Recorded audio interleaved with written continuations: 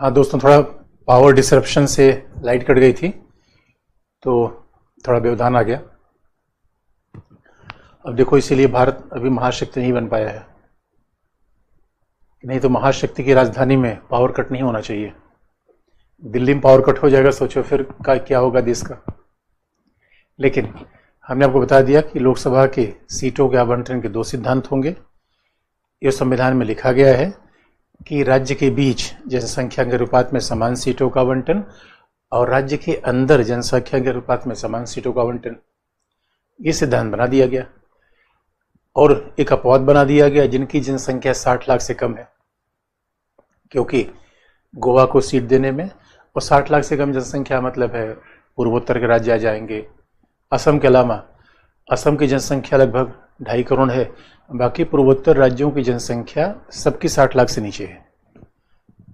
गोवा की जनसंख्या, सिक्किम की जनसंख्या, इन सब की जनसंख्या 60 लाख के नीचे है। तो एक बात याद रखो दोस्तों, हमने इसलिए थोड़ा सिद्धांत कमजोर बनाया क्योंकि दो विकल्प था। एक तो रिप्रेजेंटेशन को न दिया जाए और एक रिप्रेजेंटेशन के सिद्धांत को थोड़ा बदलाव कर लिया जाए। ये बातें बच्चों सीखने के लिए बहुत जरूरी है कि हमें व्यवहारिक जीवन में थोड़ा लचीला होना पड़ता है। आप कहोगे ना सर बिल्कुल मैं परफेक्ट रहूंगा, कोई कंप्रोमाइज नहीं करूंगा सिद्धांत से, तो व्यवहारिक जीवन में कठिनाई आएगी। इसलिए ये बात सच है कि परफेक्ट की तरफ बढ़ो, लेकिन जो पार्टनर मिल जाए उसी के साथ हमें जीवन को आगे बढ़ाना चाहिए। बाकी बजाय कि परफेक्ट ढूंढने के जो मिल गया उसे परफेक्ट बना लो। तो संविधान निर्माता यानी याद रखो, जीवन में परफेक्ट मिल जाए जरूरी नहीं है, हाँ कम बुराई वाला सिद्धांत मिल जाए अपना लो। इसलिए अगर किसी चीज़ की आलोचना करें तो निष्कर्ष हमें हमेशा लिखना आना चाहिए। सवाल यह है, विकल्प ही हमारे पास ऐसा नहीं होता कि बिल्कुल खामियों से रहित हो, परफेक्ट हो। तो हम करते कि हाँ जो कम गलत है उसे स्वीकार कर लिया। इसलिए हमने थोड़ा सा समझौता किया, कुछ लोगों को प्रेफरेंस दे दिया।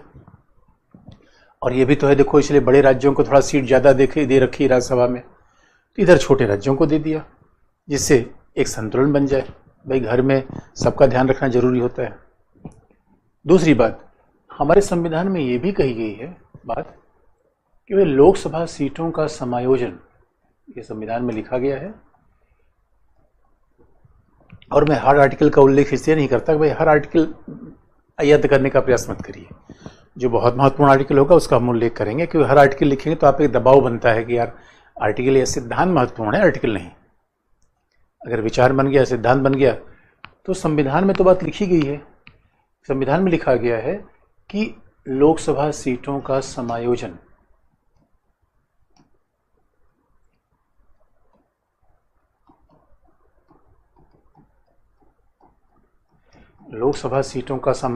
एडजस्टमेंट प्रत्येक जनगणना के बाद किया जाएगा।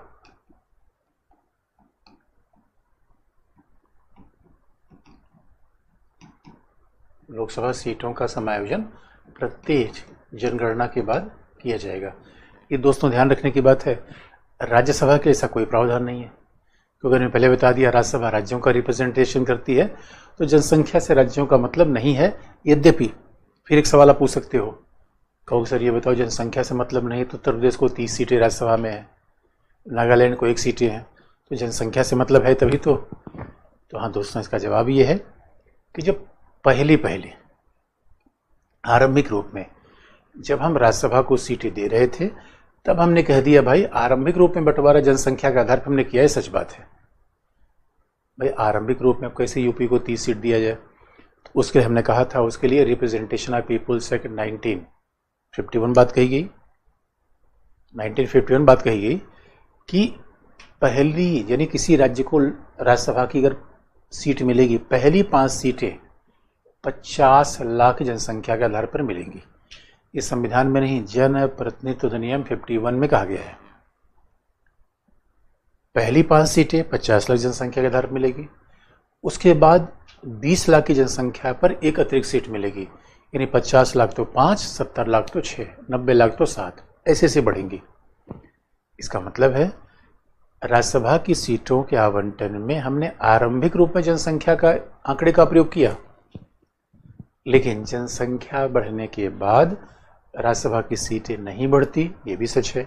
इसे ऐसा कोई प्रावधान राज्यसभा के लिए नहीं संविधान में लिखा गया है कि लोकसभा सीटों का समायोजन प्रत्येक जनगणना के बाद किया जाएगा। राज्यसभा के लिए ऐसा कोई सिद्धांत नहीं है, ये बात ध्यान रखने की है। और इसी का सामान्य भाषा में शब्द का प्रयोग करें तो हम कहते हैं परिसीमन। इसी का नाम हम आम भाषा में कहते हैं परिसीमन। और परिसीमन क्या है, इस बात को और जरा समझ लें कि लोकसभा सीटों का समायोजन प्रत्येक जनगणना के बाद होगा। तो हमारे यहाँ जनगणना हर 10 साल के बाद होती है, हर 10 साल के बाद जनगणना होती है। ये पूरा सांख्यिकी विभाग का काम है। और जनगणना होगी 10 साल के बाद, तो हमारे यहाँ जनगणना भी हुई है 1951 में, 1961 में। 10 साल के बाद तो यही होता है। 71, अब इधर लिखते हैं जनगणना 10 साल के बाद अगर हो रही है तो जनगणना कब कब होगी, ये सिद्धांत आपको बहुत स्पष्ट दिख जाएगा कि पहली जनगणना ये संविधान लागू होने के बाद 1951 में, दूसरी 1961 में, तीसरी 1971 में, चौथी 1981 में। तो 10 साल के बाद होती रहेगी। 1991 में, 2001, फिर 2011, फिर 2021। और 2021 की जनगणना ही प्रकाशित होने वाली है, क्योंकि कोविड के कारण ये चीज़ें प्रॉब्लम आ गई। तो हमारे यहाँ जनगणना लगातार होती रहती है। अब इसी जनगणना के हिसाब से जब 1951 की जनगणना हुई तो पहला परिसीमन आयोग बना 1952 में, डिलिमिटेशन कमीशन, जिसका निर्माण परिसीमन आयोग का प्रावधान, याद रखो परिसीमन आयोग का प्रावधान संविधान में नहीं है।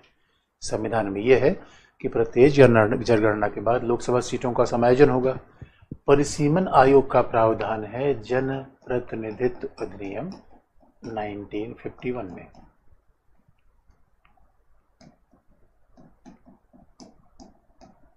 जन प्रतिनिधित्व अधिनियम 1951 में ये परिसीमन आयोग का प्रावधान कर दिया गया। जन प्रतिनिधित्व अधिनियम 1951 में परिसीमन आयोग का प्रावधान होगा। अब जब हमने ये बात कह दी तो परिसीमन आयोग इसका मतलब है संविधान में नहीं है, बल्कि संवैधानिक संस्था है, स्टैट्यूटरी बॉडी है। हमने बार बार बता रखा है कि जो संस्थाएं संसदीय अधिनियम से बने वो संस्था क्या होगी, संवैधानिक। और इसमें परिसीमन आयोग का याद रखो, परिसीमन आयोग का अध्यक्ष एक न्यायाधीश बनाया जाता है। भाई न्यायाधीश क्यों? क्योंकि दोस्तों परिसीमन बड़ा महत्वपूर्ण काम है। परिसीमन से होता क्या है? परिसीमन से 2 काम होता है। पहला, लोकसभा की कुल सीट बढ़ा दी जाएगी। भाई जनसंख्या बढ़ी, कुल सीट बढ़ गई। अब लोकसभा कुल सीटें बढ़ी तो राज्यों के लिए सीट बढ़ जाएगी। उत्तर प्रदेश की सीट बढ़ जाएगी, तो जनसंख्या बढ़ी तो राज्यों में बढ़ी। अब जब उत्तर प्रदेश को सीट बढ़ गई तो उत्तर प्रदेश के प्रत्येक 80 सीटों को फिर से खींचना पड़ेगा। प्रत्येक 80 सीट का पुनर्निर्धारण करना पड़ेगा। और कई बार इसी को कहते हैं परिसीमन। परिसीमन का मतलब है लोकसभा क्षेत्रों का पुनर्निर्धारण, लोकसभा क्षेत्रों की सीमा तय करना, बाउंड्री समझ लीजिए, तय करना। जैसे क्रिकेट स्टेडियम की बाउंड्री होती है, वैसे हम लोकसभा सीटों का परिसीमन करेंगे भैया कि ये लोकसभा सीट का आकार कैसा है। और आपको ये भी दिला दें, हर 10 साल के बाद एक और भी कारण होता है कि लोकसभा की संख्या में कमी बढ़ोतरी होती है। कई बार तो जनसंख्या बढ़ने के भी और कारण होते हैं। अब कहीं व्यवसाय चल रहा है, अब चांदनी चौक में, नई दिल्ली की चांदनी चौक सीट बहुत जनसंख्या वाली हो गई, क्योंकि ज़्यादातर लोग रोजगार के लिए यहाँ के बस गए, इसलिए भी परिसीमन की आवश्यकता पड़ती है। वे सभी लोकसभा सीट का आकार समान रहे तो संविधान कहता है। तो सभी लोकसभा सीट का आकार समान कैसे रहेगा? अब जिसका बढ़ गया उसको हटा के दूसरी जगह काटना, यही है परिसीमन। जिसका कम हो गया उसे देना, यही है परिसीमन। तो अगर चांदनी चौक लोकसभा सीट का में जनसंख्या ज़्यादा हो गई तो ज़्यादा जनसंख्या को काटकर नई दिल्ली लोकसभा सीट मिला दीजिए, यही है परिसीमन।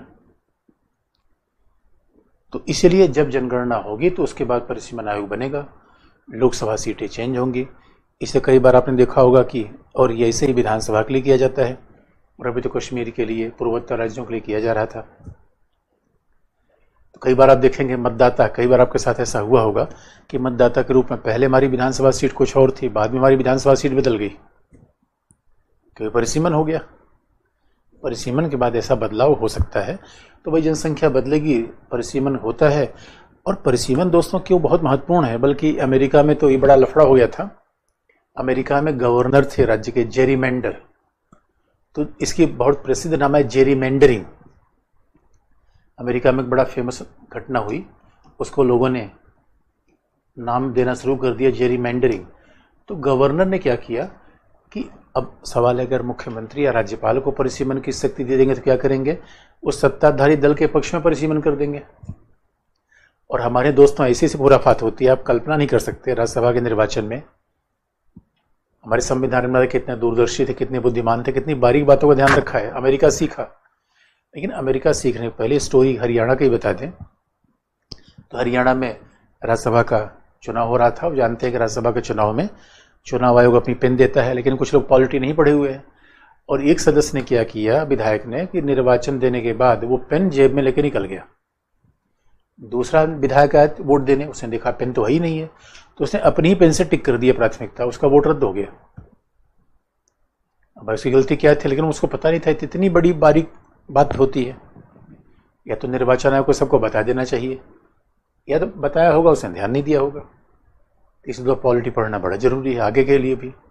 तो अमेरिका में जेरीमेंडरिंग क्या करते थे, मान लीजिए कि परिसीमन आयोग का अध्यक्ष न्यायाधीश इसलिए बनाया जाता है। दोस्तों जरा कल्पना करके देखिए कि परिसीमन आयोग का अगर न्यायाधीश ना होता और राजनेता हो जाए तो क्या करेगा। तो नेता को तो पता होता है कि कौन से लोग हमें वोट दे रहे हैं, कौन से लोग वोट नहीं दे रहे हैं।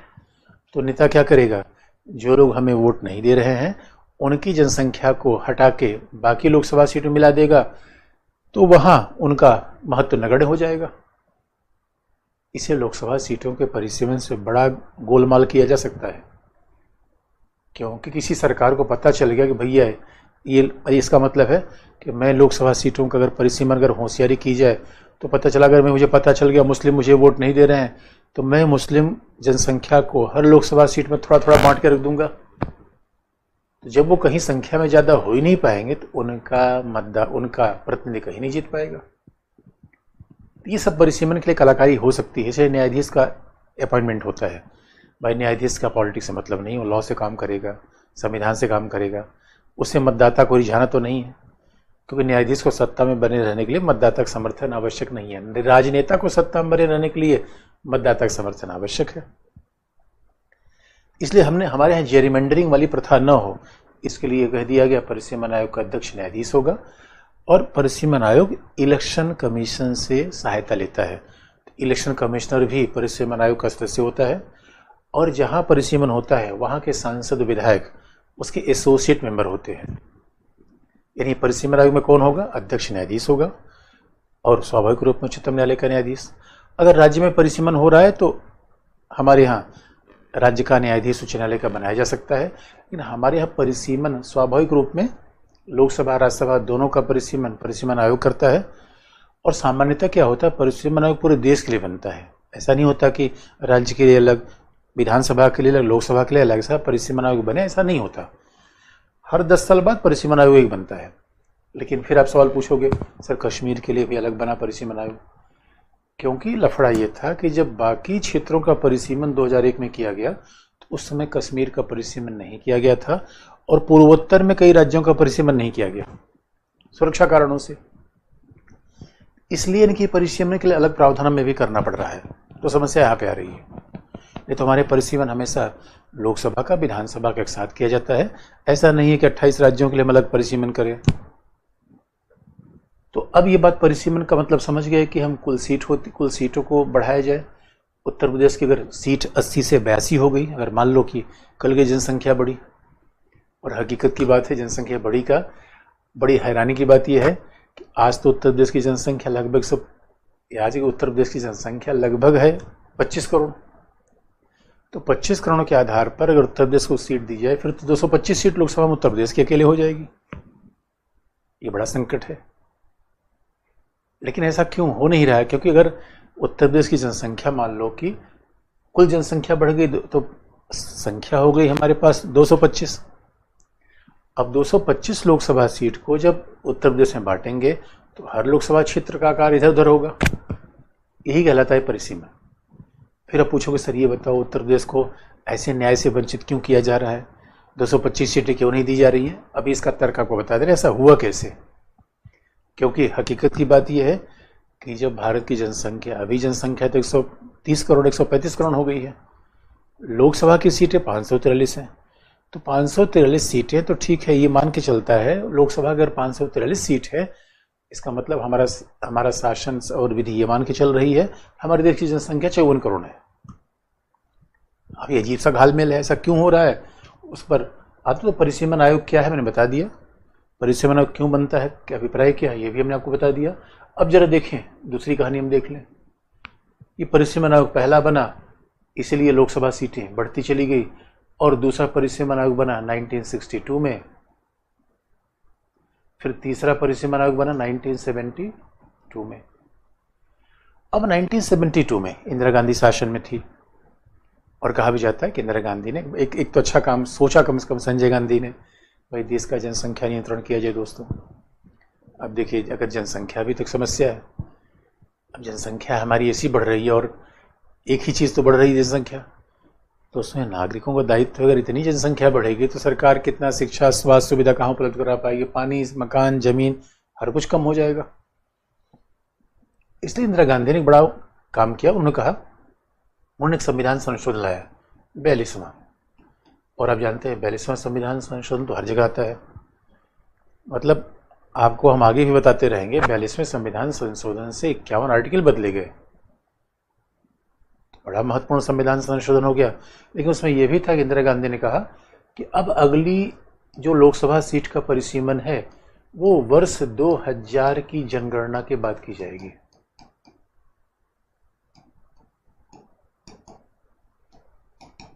इसका मतलब है कि जो लोकसभा सीट का परिसीमन है वो वर्ष 2000 की जनगणना के बाद की जाएगी। इसका मतलब है जो 543 लोकसभा सीटें हैं वो 71 की जनगणना के आधार पे है, और ये कह दिया गया कि 2000 की जनगणना के बाद यानी जनगणना होगी, लोकसभा सीटों को बढ़ाया नहीं जाएगा, शायद ये सोच के कि भाई एक बार जनसंख्या स्थिर हो जाए फिर हम लोकसभा सीटें बढ़ाएं, रोज रोज क्यों वही काम करेंगे। लेकिन दोस्तों जनसंख्या हमारी तो रुकी नहीं, क्योंकि परिसीमन का ये भी तो मतलब होता है जनसंख्या कम भी हो सकती है, लेकिन फिलहाल तो जनसंख्या बढ़ रही है। और अब देखो, अब ये हो गया मामला, लेकिन अब 2000 का भी, 2000 के बाद जनगणना के आधार पर लोकसभा सीटों का परिसीमन किया जाएगा। इसका मतलब है 2001 की जनगणना के आधार पे, और 2001 की जनगणना भी आ गई। लेकिन फिर जब देखा गया कि भैया यहाँ पे कोई चेंज नहीं हो रहा है, तो फिर से संविधान संशोधन कर दिया गया, और संविधान संशोधन किया गया 84वां संविधान संशोधन लाया गया, और फिर इस चीज को बदल दिया गया। अब कहा गया कि लोकसभा सीटों में अगला परिवर्तन, लोकसभा सीटों का अगला समायोजन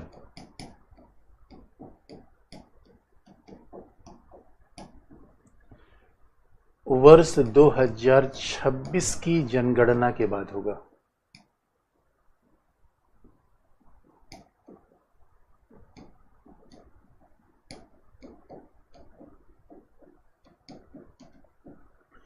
और वजह 2026 में हम आज़ादी के 75 साल पूरा करेंगे और संविधान लागू होने के 75 साल, तो लोकसभा सीट का जो अगला समायोजन है 2026 की जनगणना के बाद होगा। इसका मतलब 2026 के बाद कौन सी जनगणना होगी? 2031, और बहुत हम दूर नहीं है, जल्दी 2031 की जनगणना भी हो जाएगी।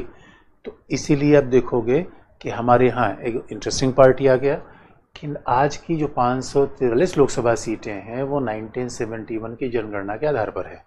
अब इससे क्या समस्या है, इस पर आने से पहले हम बाकी बात भी आपको बता दें। अब आपसे मैं सवाल पूछूं कि ठीक है, लोकसभा, इसका मतलब लोकसभा की सीट, अगले शब्दों में कहा जाए लोकसभा की सीट फ्रीज कर दी गई,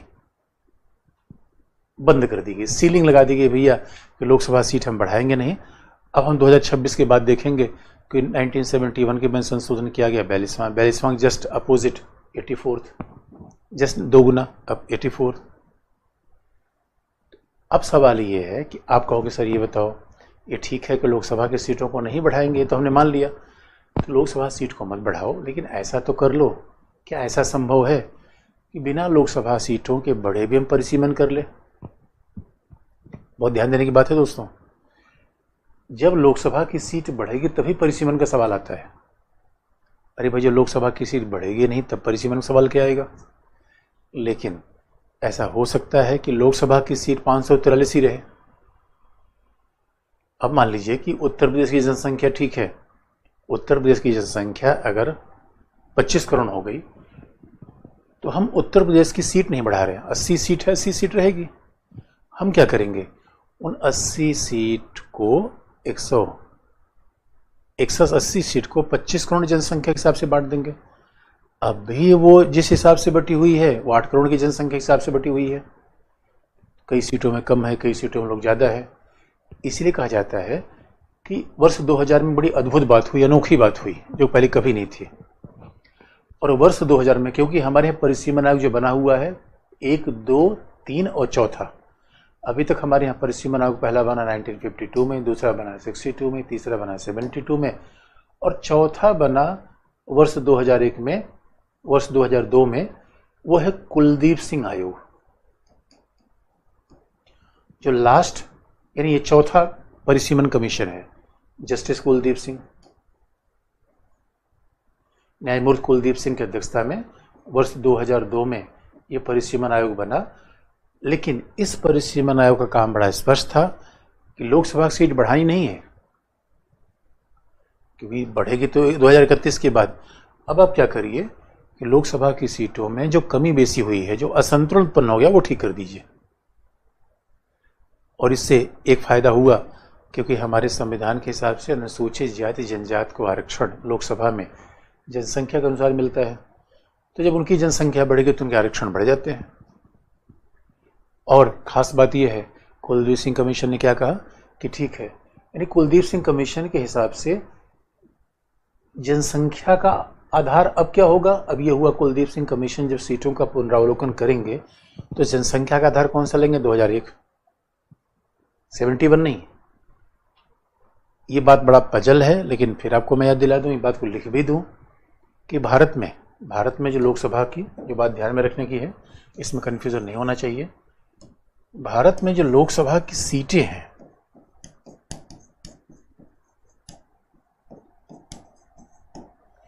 भारत में जो लोकसभा की सीट है, सीटों की संख्या,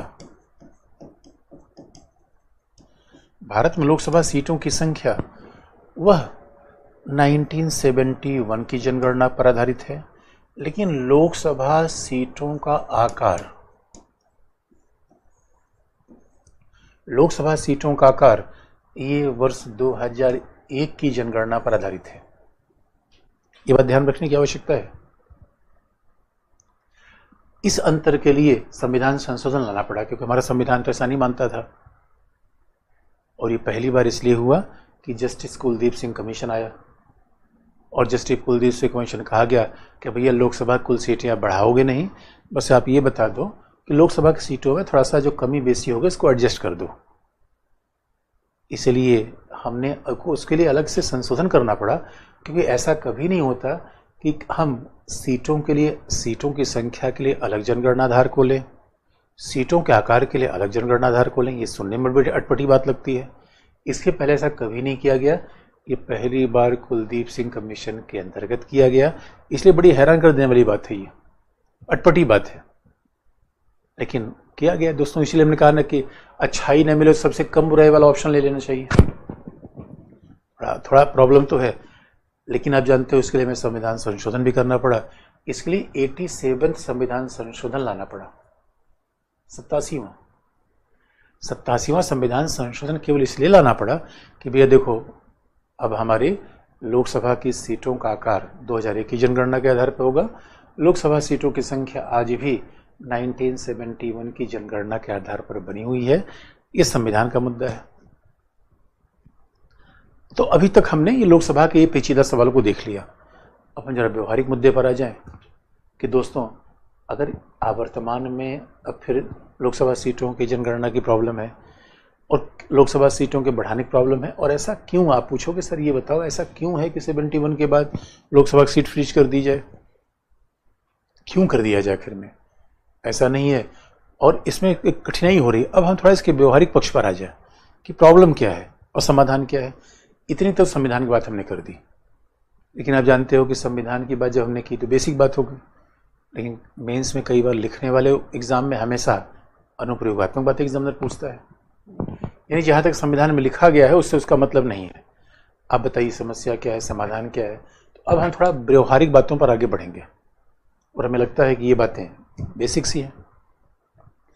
तो संविधान के दायरे से थोड़ा और आगे बढ़ें और आगे बढ़ें, और आगे बढ़ने का मतलब अभी क्या है।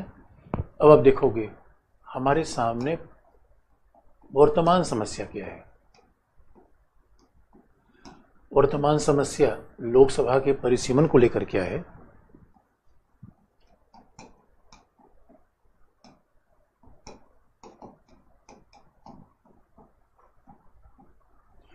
लोकसभा के परिसीमन को लेकर आखिर में वर्तमान प्रॉब्लम क्या है।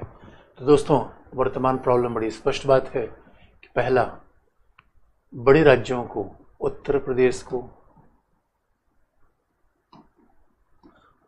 प्रदेश को जनसंख्या के अनुपात में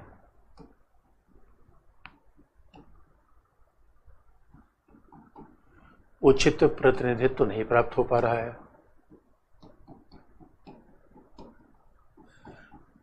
उचित प्रतिनिधित्व नहीं मिल पा रहा है, जबकि संविधान में कहा गया है दोस्तों कि आखिर में अब लोकसभा सीटों का आकार जनसंख्या के अनुपात में समान बनेगा। तो सही बात कही गई है। तो दोस्तों उत्तर प्रदेश का हक हमने क्यों मार रखा है। इसे लोग कहते भी हैं दोस्तों, दिल्ली में आने वाली गाड़ी लखनऊ से होकर जाती है, और इसीलिए उत्तर प्रदेश का जो व्यक्ति नहीं है वो आज तक शक्तिशाली प्रधानमंत्री नहीं हुआ। और इसीलिए आप देखोगे मोदी ने, ये 80 लोकसभा सीट का ही कमाल है कि मोदी ने वाराणसी अपना शिफ्ट कर लिया बड़ोदरा से। और आज की डेट में अगर लोकसभा सीट का परिसीमन हो जाए तो उत्तर प्रदेश की संख्या बढ़कर लगभग 225 हो जाएगी। जो उत्तर प्रदेश में चुनाव जीत गया बाकी सब जगह जीत गया। लेकिन आप क्या लगता है, देखो दोस्तों लोकतंत्र में बड़ी कठिनाई होती है। हमें उत्तर प्रदेश के हिसाब सोचना है, पूरे भारत के हिसाब सोचना है। जब हम ये सोचते हैं कि उत्तर प्रदेश का होना बड़ी गौरव की बात है, तो यही बात तमिलनाडु के आदमी को बताइए तो चिढ़ जाएगा, कहेगा ये कौन सी बात हो गई। अब समस्या ये है कि दूसरी समस्या क्या है, दक्षिण भारत के राज्य इससे बहुत नाराज हैं। दक्षिण भारत के राज्य तमिलनाडु, कर्नाटक, केरल, तमिलनाडु जैसे राज्यों ने क्या किया, दक्षिण भारत के राज्यों ने, तमिलनाडु, कर्नाटक, केरल ने राज्यों ने जनसंख्या नियंत्रण का बेहतर कार्यक्रम अपनाया।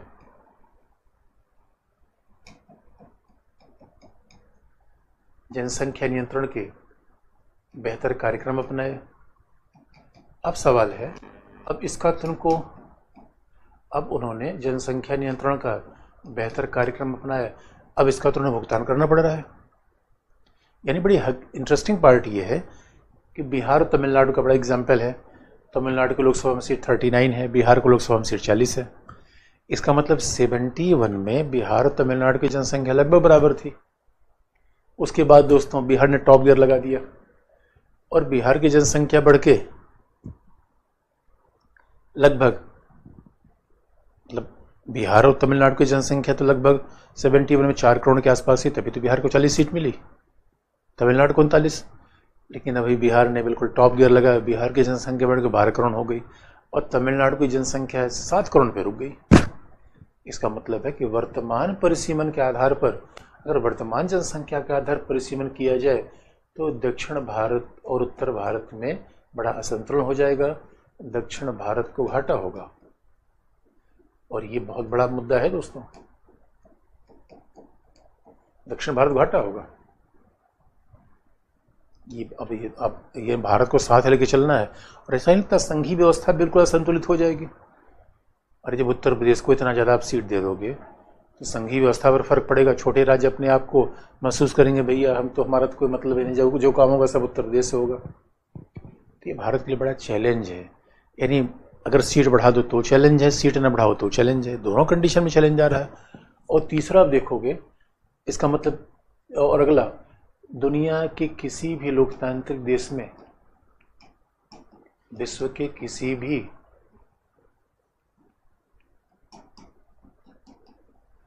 लोकतांत्रिक राज्य में संसद में जनप्रतिनिधियों की संख्या 1000 नहीं है। संसद में जनप्रतिनिधियों की संख्या 550 से अधिक नहीं है। यहां तक कि आप इंग्लैंड में देखो, इंग्लैंड की जनसंख्या 5 से 6 करोड़ और वहां पे सांसद कितने हैं? लगभग 535।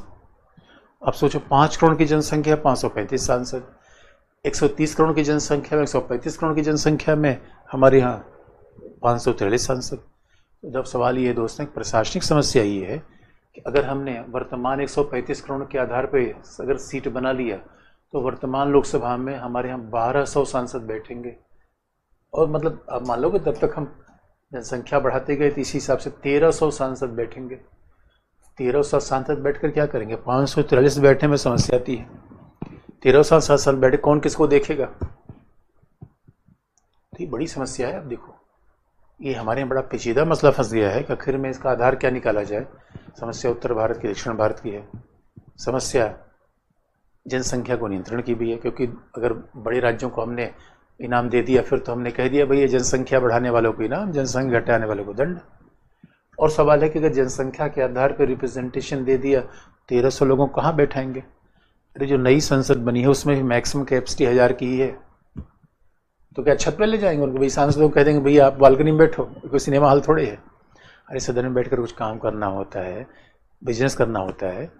अब ये थोड़े है कि 1300 लोग है, कौन को कब बोलेगा, किसको क्या समय मिलेगा, सब जगह समस्या आएगी। इसे हमारे सामने एक जटिल मुद्दा पैदा हो गया है। लेकिन घबराने की बात नहीं दोस्तों, घबराने की बात नहीं, हर चीज का समाधान होता है। और कहा भी जाता है प्रबंध में जिसके पास समस्या का समाधान नहीं, खुद ही समस्या है। तो दोस्तों जीवन में समस्याएं हैं तभी जीने का नाम है। जब समस्या नहीं तो जीने का मतलब क्या है? और आप याद रखो, अगर आपके जितनी पास समस्याएं हैं तो आप समझ लो आप महान बनने के रास्ते पर हो। समस्या से आदमी दोस्तों, समस्या से ही तो लोहा सोना बनता है। ये पता चला कि वो तो पीतल बन जाएगा बेचारा, समस्या नहीं गई, थापेड़े लगे नहीं। इसे समाधान हमारे पास है। और आपको याद दिलाते, समाधान कहाँ से दिख रहा है? कश्मीर से। क्योंकि एक बात वो ध्यान देने की है कि जब कुलदीप सिंह कमीशन ने, समाधान में कश्मीर से मिल रहा है। कश्मीर से इसलिए कि अभी तक जो हमारे पास परिसीमन किया गया है उसमें हमने जनसंख्या को मूल आधार मान रखा है। अभी तक तो हमने ही कहा है कि जनसंख्या मूल आधार होगी। अरे हमारे पास अगले विकल्प भी हो सकते हैं जहाँ जनसंख्या के अलावा कोई और भी आधार अपना लिया जाए। जनसंख्या के अलावा और भी आधार अपनाए जा सकते हैं। और कश्मीर तो इसका एग्जाम्पल है।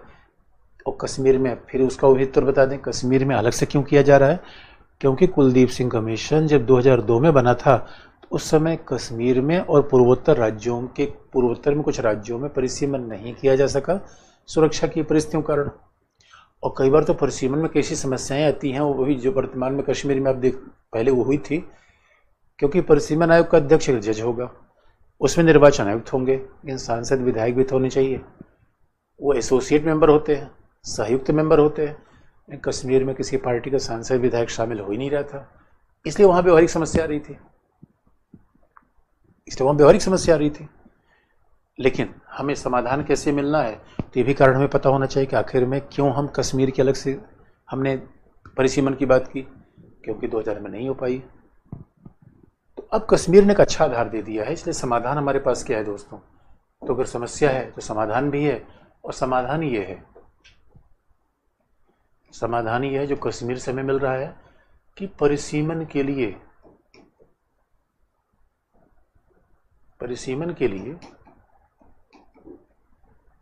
जनसंख्या एक आधार के रूप में प्रयोग हो सकता है। लेकिन जनसंख्या के अलावा आर्थिक विकास,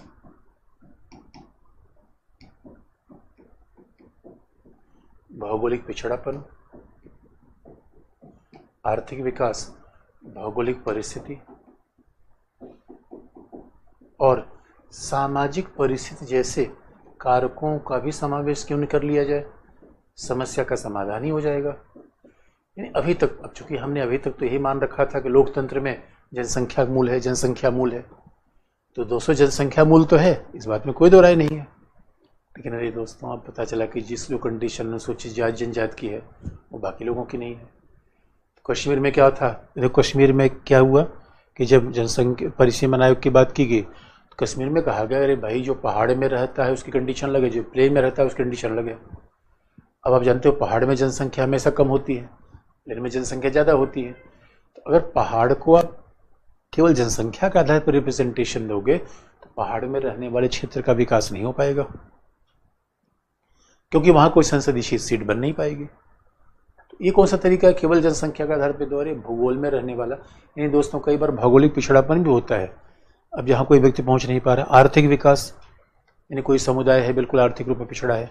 कई बार देखो कोई रीजन आर्थिक रूप में पिछड़ जाता है, छत्तीसगढ़, बस्तर, कोई जनपद आर्थिक रूप में पिछड़ गया, उसको अगर ज़्यादा रिप्रेजेंटेशन देंगे तो सांसद कम जनसंख्या पर होगा, विधायक भी कम जनसंख्या पर होगा, क्योंकि जम्मू कश्मीर फिलहाल संसदीय क्षेत्र के परिवर्तन की बात तो नहीं है, विधानसभा सीटों के परिवर्तन की बात है। इन आधारों को भी लिया जा सकता है। और कश्मीर में यही आधार आने वाले समय पूरे भारत में यूज हो सकते हैं। और अब देखोगे भौगोलिक परिस्थिति, यानी भौगोलिक परिस्थिति भी तो महत्वपूर्ण है, सामाजिक परिस्थिति भी तो महत्वपूर्ण है।